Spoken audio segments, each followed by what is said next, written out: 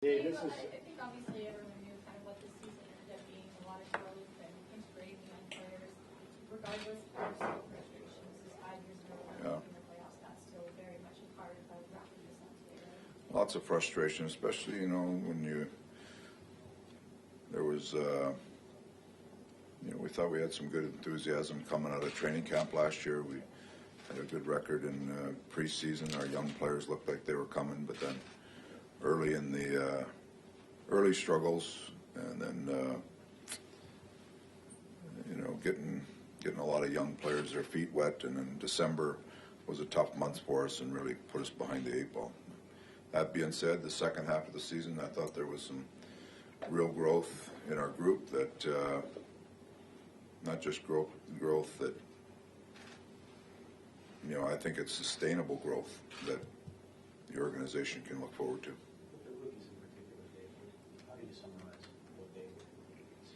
Well, I think you have to look at each of them individually, and there's a big group of this. So you look at the group, the impact the group had. But I look at a guy like the progress that Dvorak made.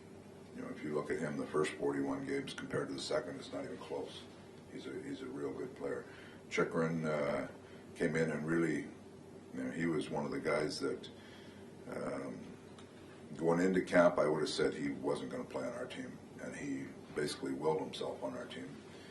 Krause, a little bit of the same thing. Both those players we talked about are the decision we had to make on them, whether they stayed here or went back to junior, was a big decision because we knew we were going to have some other young players on our team, but those two guys, if we put them on our team, they had to stay on our team. They couldn't go down to Tucson. So now you're adding 2 more players that probably would be a dependable veteran in there. That we decided the growth of those 2 young players was important to us moving forward. They both physically and mentally are strong enough to play in the league, but there's a lot of learning to do. And both those guys, I think, if you look at where they are now, if they would have went back to junior and then came in next year as a rookie again, they wouldn't be anywhere close to where they are now. So those are 2 guys that are moving forward are going to be key parts. Dvorak we talked about. D'Angelo, started in the American League, back and forth a little bit. I look at him as he's a raw, high-skilled defenseman. Has lots to learn about the game still, but there's lots to like about his game. Perlini is something that this organization has been missing a long time, a bona fide goal scorer, has the ability to score and plays the game fast.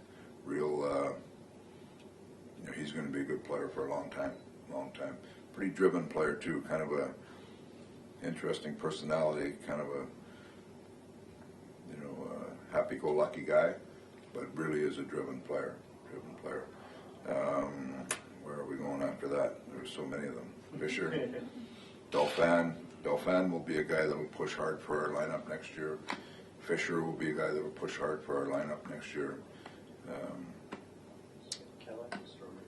Strome and Keller are both. Yeah, Keller, I think I'm sure Keller wanted to play a few more games than he played, but Keller is going to be a real interesting one because this experience, and I speak from my own experience of coming into when I started my career, coming into a team late in the year after the Olympics, getting a little bit of experience at the end, getting to know the routine, know the trainers, know your teammates is a big bonus coming into the next training camp. So I expect him to come in, ready to try to make an impact next year. He's a young player and looks real young, but can have an impact, wants to have an impact on the game. And Strome wasn't ready this year. I fully expect him to make big strides this year. This summer. You watch the way he's playing right now. He's almost past a junior stage and onto a pro stage, and he's playing that way in junior right now. That's why he's dominating. So if he has a good summer, he'll be another guy that pushes hard for our lineup next year. So all in all, you add up how many rookies we had in the lineup this year. That part of it was real strong growth. Dave, what do you think you need to add to improve the squad moving forward? Support around these young guys, and that will depend on, it'll be an interesting summer depending on where we're at budget-wise, and you have the expansion draft, but there's going to be players available. You have free agency. You need some. We talk about this core of good young players we have. We need players to support that, and depending on what happens, some of the veteran players we have here, depending on what happens with Shane and Pervada and some of these guys, there's some question marks there, but we have to support. We feel like we have these young players coming who are not just young players, but have a chance to be real good young players. And, I bet you I've been asked the last 5 or 6 years, people, what do you think you need? And really to compete at the level we want to, there's a way to put it, and it's no disrespect to any players we've had here, but we need better good players. When your good players are, nothing against Radim Babada. He had a phenomenal year, but Radim isn't at the level that Patrick Kane is, or the top players in the league. You need top players to compete at the top level, and we're trying to foster these young players to become top players. So what do we need? We need better good players, and no disrespect to anybody that's been here. You talk about Mike's season. I know this was tough for the team, but was he? Mike Smith? Yeah, was maybe a silver lining in his performance. Yeah, the injury early. He missed some time there early, came back, played real well, had a stretch in December where neither of our guys were at the top of their game, but then the second half, really, especially after the trade deadline, there was a lot of games where we were outmatched that he was the equalizer for us. So he had, when you look at it, he was our representative in the All-Star game, which was well-deserved for him. Most nights he held us in a lot of games, so real positive year for him. Yeah, he's one of those guys that, and you never look at your goaltender as one of those leaders, but he is, he's a veteran leader in that room. Did you speak about Oliver's season? Obviously, we all didn't know what he was going through, but can you kind of maybe sum up how he performed given what was going on for him? It was tough because way back in training camp we were talking about things with him. He had a couple different things. He went through, never missed a game, but went through a month with a broken thumb. And when you're a guy that has as good a hands as Oliver has,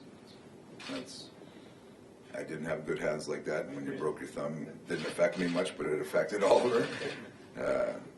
And then going through, it's funny though, Oliver struggled a little bit. I think the thumb was a factor in his overall production. The second half, I thought, was a better part of his year. First half he struggled, and the second half was a better part of his year. We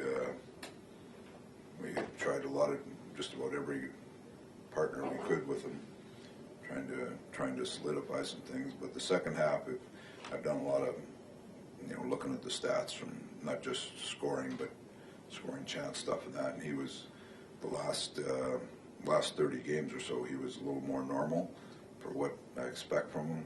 First 50, a little behind. With Bravada,